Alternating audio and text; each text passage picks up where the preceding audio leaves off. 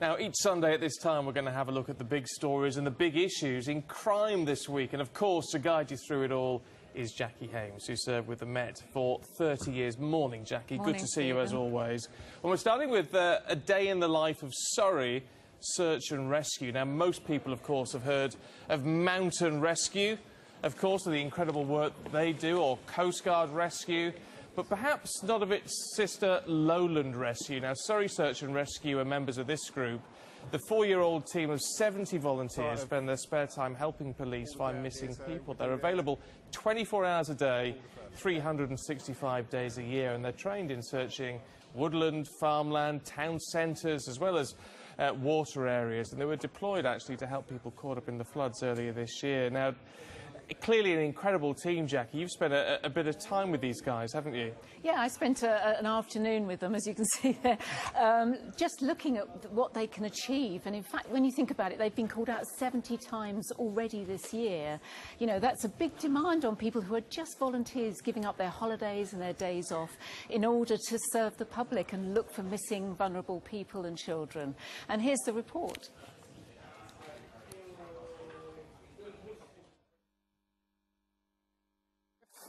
This is your search area, this field and all the surrounding woodland. I'm Seamus Cairns from Surrey Search and Rescue. It's a team of unpaid specialists who donate their time to search for missing people alongside Surrey Police. And what do they set up to do? They are primarily there to find lost and missing vulnerable people, normally people suffering from Alzheimer's, dementia or lost and missing children. And our teams will go out and search on foot or with search dogs, or out and search rivers and lakes on boats. And they're presumably given quite a lot of training. Absolutely. When our recruits join the team, they go through 6 months of intensive training before then they're made operational, and then it's an ongoing weekly training after that. And what are you doing here today? Today we're doing a couple of exercises. So we're about to do a missing person, man overboard, reported on the river.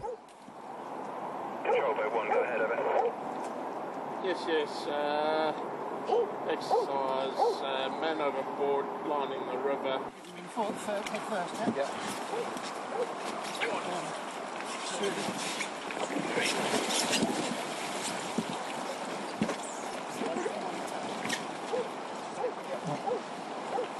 So we've got a team of 70 unpaid specialists who are available 24 hours a day in between when they've got their regular daytime working commitments, as well as 2 blue light vehicles and a rescue boat to assist Surrey Police looking for missing people.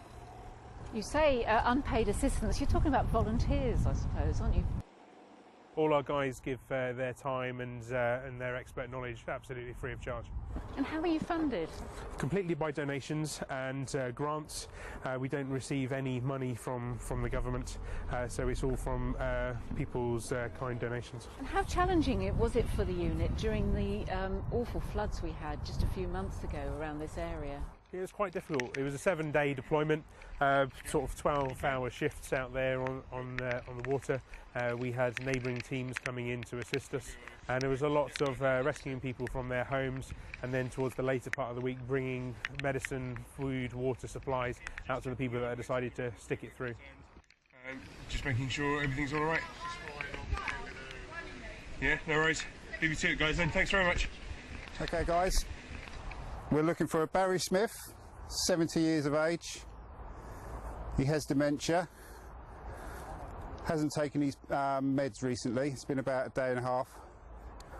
What we're going to do, we're going to search the boundary first, okay? Because we've got a clear sight of all the ground here, so we'll do the border first, okay? Let's go. So we've seen the unit being deployed. What have they been told to do?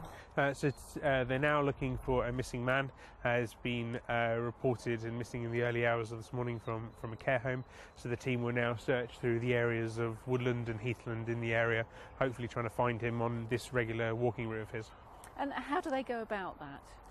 So they'll look at the areas that he's most likely to be found in, and for people with Alzheimer's and dementia, it's normally going to be around obstacles, so trees, nettles, brambles, anywhere where they will just walk until they get stuck and stopped. It's our biggest number of cases that we get each year.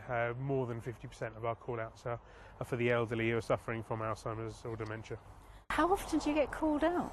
It varies. It sometimes will go months without anything, and then all of a sudden we'll have 3 in one day. So far we're just under 50, so it's looking like it's going to be a record year. Last year we had 76. Okay, Mandy, this is your search area, this field and all the surrounding woodland, looking for a missing female. Right. Off you go.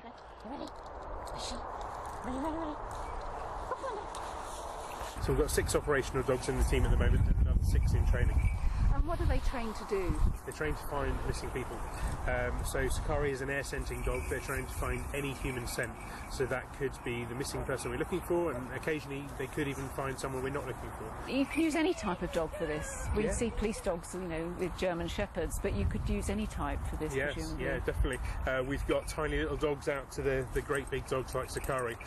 Any dog, as long as it's got a high play drive and a real want to play hide and seek effectively, then we'll take all sorts as long as they find them. The dogs are volunteers as well, aren't they? Absolutely, yeah. They're all their owners' pets. None of them live in kennels. Most of them are naughty and sleep on the sofa when no one's looking and all the rest of it. So they're really cared for and loved before they come into the team.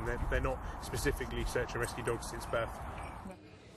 What strikes me with this, Jackie, is that clearly a lot of the work they're doing is very skilled, some of it very dangerous, but it's a whole range of age groups that we saw in your report there. I mean, a lot of people putting themselves out here. They are. They're completely, as you said, they're completely voluntary. They come forward, they go through quite a long period of training, and they have regular training days as well, which was what was happening there. And earlier on, they've been working with the local fire brigade and the police on a training exercise as well. So they work very much with all the other emergency services. And the dedication is extraordinary. They were giving up their days off, taking holiday from work to do this, and it's clear that you can see the equipment they've got there. The dogs are voluntary as well. Really? The dogs are trained by the search and rescue teams, and they do air sense as well, as apart from the usual tracking that we're used to seeing with dogs. They scent in the air, so it does depend a little bit on the wind, but it means that they don't have to wait until they find something with the person's scent on it. It means that they can go in straight away and find a person. So what they're doing is actually fantastic work, but not many people know about it. And from your experience at the Metropolitan Police, how important are groups like this, whether it be this type of rescue or even mountain rescue, coastal rescue, to the actual emergency services, the men and women who are paid for their time? Well, it's about volume of people as well, and that expertise to call on at a moment's notice. You're not going to get that. You're not going to get that number of police officers into an area who are specially trained in this sort of work. So it's invaluable to the police service, but more importantly, it's invaluable to the families of children and vulnerable adults, sick people who need to be found quickly. And getting to people to a scene in order to conduct this sort of search is difficult even for the police service. I mean, do you think we forget how many people, vulnerable people, do go missing? I mean, there's often a headline when it's a young child for obvious reasons, and for the tragic cases we've seen over recent years. But often, as you said, that elderly people, people who've not taken medication, may have some sort of mental health issue. I mean, these are people who do need to be found very quickly, aren't they? They are. When you think Surrey alone had 2,000 or just over 2,000 missing people last year that the search and rescue team were asked to sort of assist with. And that's a huge number of people, and we'll find out with one of our missing people later on. If you've got Alzheimer's or dementia, it's very easy to suddenly lose track of where you are, not take your medication and be lost in the wilderness. These people are an absolute lifeline for that. Brilliant stuff. Well, let's hope they get the recognition they deserve. Jackie, thank you. And as Jackie mentioned, actually, we've got more coming up for you, including that appeal for help tracing missing people. And we'll take a look at some other big crime stories of the week, including Scotland Yard coming under fire as a major inquiry finds undercover officers kept records of personal information linked to bereaved families fighting for justice.